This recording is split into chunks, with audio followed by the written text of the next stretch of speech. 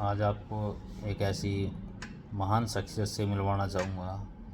मेरी खुद ही इच्छा है कि आप लोगों को उनके बारे में ज़रूर जानना चाहिए थोड़ा। जगत गुरु रामभद्राचार्य जी, जो आंखों से तो देख नहीं सकते पर खुद को उनको इतना ज्ञान है, इतने ग्रंथ उन्होंने लिख दिए हैं खुद ही, और देख नहीं सकते। ये कमाल की बात है, इतने ग्रंथ कहाँ से कैसे याद करे, कैसे सीखे होंगे, सुन सुन के सीखे होंगे, क्या मतलब अपने आप में एक अजूबा है। और उनकी उपलब्धियाँ भाई मेरे तो मुंह में याद ही नहीं आने की। मैं आपको गूगल का वो देता हूँ। ग्रंथ तो ऐसे ही लिख दिए हैं और कई ग्रंथ इनको कंठस्थ याद हैं, जैसे रामायण वगैरह। जय गुरु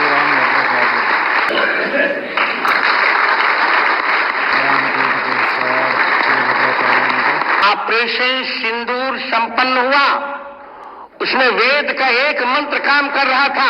आप सुनकर ताली बजाइए। वेद का एक मंत्र काम कर रहा था, योस्मान धूर्वती तम धूर वयम वयम धूर्वामा।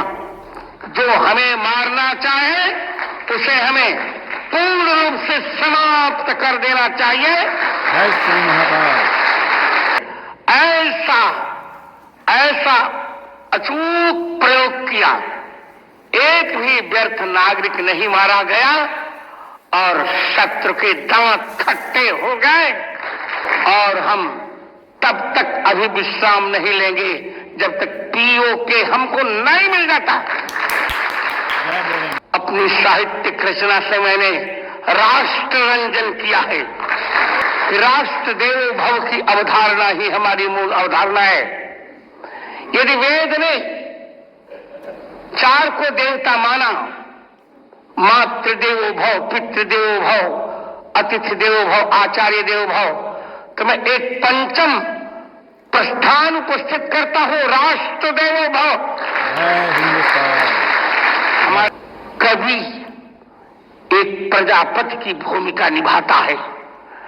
बार बार मुझे कहा जा रहा था दृष्टि बाधित, मैं दृष्टि बाधित हूं ही नहीं, ये मेरा वरदान है। मैंने अपने जीवन में महोदया बहन द्रौपदी जी 99% से नीचे अंक कभी नहीं पाए। पीएचडी डीलिट सब कुछ करने के पश्चात भी लोग कल्पना नहीं कर रहे थे कि मैं बाबा बनूंगा, पर प्रभु श्री राम के प्रेम ने मुझे बाबा बना दिया।